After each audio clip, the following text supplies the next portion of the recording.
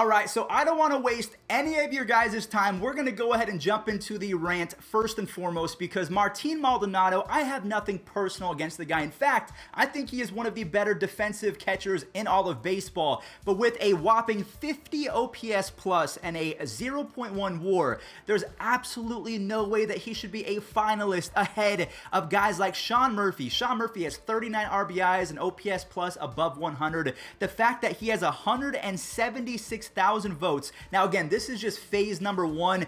Phase number two, where we as fans get to vote who is going to be the starters in the All-Star game. That starts on June 28th. I think that's tomorrow on Monday. So we can actually correct some of this madness. I fully believe that Salvador Perez is going to be the starter with 2 million votes. I mean, he won in a landslide, but just the fact that Gary Sanchez is not even a finalist. I thought Yankees fans were kind of like the GOAT of voting for their players, aka DJ LeMahieu, who is having a decent season, but I truly believe that Whit Merrifield and Brandon Lau have been having better seasons. Why did I say it like that? Lau. But anyways, just on the catching side of things, Sean Murphy and Gary Sanchez have had way better seasons than Martin. So my question to you guys is, how do we correct the All-Star voting going forward? Because this is not the first time that anyone has complained about this. This has been an issue for as long as I can remember. I mean, Joey Votto, I don't know if I'm saying this correctly, but the year that he won MVP, or maybe he was runner-up, he didn't even make the All-Star game because people just were not voting for him. So to me, the All-Star game doesn't always represent the best talent that baseball has to offer. And the biggest example, aside from catchers, that I can provide is this right here. I need you guys to take a look at the finalist for the second basemen of the National League. Adam Frazier, he's pretty much leading everyone in base hits. I can get behind that. We have Ozzie Albies, one of the better second basemen in all of baseball, not even just the NL, but Gavin Lux. Now, I do think that Gavin Lux is a star in the making. Maybe not a full-fledged superstar, but I think that he's going to be good. You cannot convince me that he has had a better season than Jake Cronenworth. And the craziest part is Padres fans are pretty good at voting for their players, so I just don't understand why Jake Cronenworth is so far down and he's not even as a finalist. This makes absolutely no sense to me. And then another one that I just can't get behind, I'm going to show you guys the NL outfielder. So this picture right here, Jock Peterson, he's on the Cubs. He was formerly a World Series winner with the LA Dodgers, so a lot of people know who Jock Peterson is. He should not be an all-star over Brian Reynolds. That one actually pains me, the fact that Brian Reynolds is having quietly an MVP caliber season. I mean, he's not going to win with guys like Fernando Tatis and Jacob deGrom. There's no chance. But because he plays for the Pirates, and maybe Pirates fans have kind of given up on the season, so they're not, honing in on the All-Star game and trying to figure out who the best players are. Maybe they've given up. I don't know. I don't speak for Pirates fans.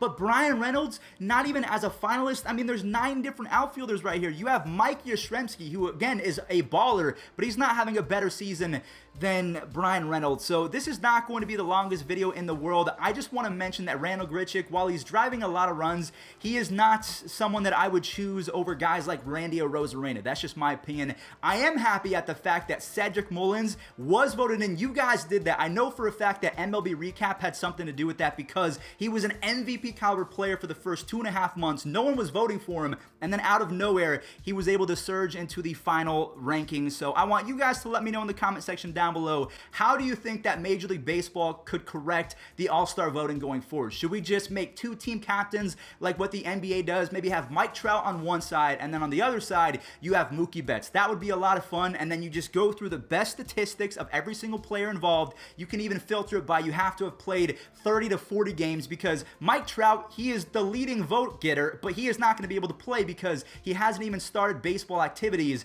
and the All-Star game is in 2 weeks. And the same for Byron Buxton, this guy over here. Now, do I think that he was having an MVP campaign, an All-Star campaign before he went down with a few injuries? Absolutely. And the same for Michael Brantley and Adolis Garcia. But some of these picks just don't make sense to me. Another one that I can think of off the top of my head, if we come on over here to the third basemen in the American League, Alex Bregman, again, just like Martin Maldonado, they love their player, so he is going to be voted in over Jose Ramirez. I'm not being a Cleveland fanboy when I say that J-Ram has had a better season than Yohan Moncada and Alex Bregman. Devers, he 100% deserves it. And then one other one that I can think of, the finalist for first base in the American League, Yuli Gurriel, he's been really good. Vladimir Guerrero Jr., he might win the dang Triple Crown, so obviously he is going to be the starter. Jose Abreu, while I do respect his MVP campaign from 2020, he is not having a better season than Matt Olson, and the reason why Jose Abreu is ahead of Matt Olson is because of votes,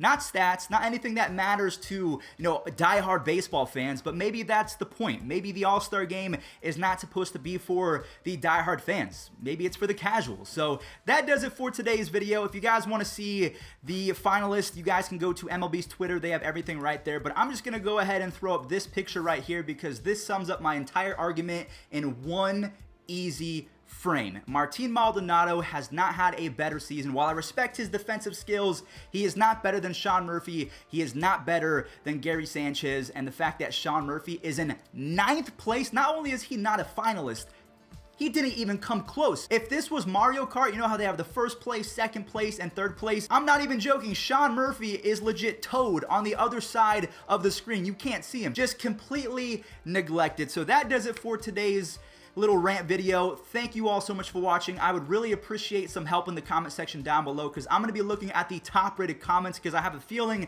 that you guys are going to be upvoting and downvoting a lot of things. So I'll go ahead and recap in tomorrow's video what the best comments are, what the best ideas are. And I guess to end today's video, let's go ahead and show what happened on this day in MLB history 9 years ago. I can't believe that this happened so long ago. Mike Trout, I thought he became Jesus Christ himself. Not really, but you guys know what I'm talking about. Thanks for watching, and peace out. Line just went out towards straightaway center field, drifting out toward right center. Trout at the wall, leaps up, and he makes the catch! That's an unbelievable play by Mr. Mike Trout.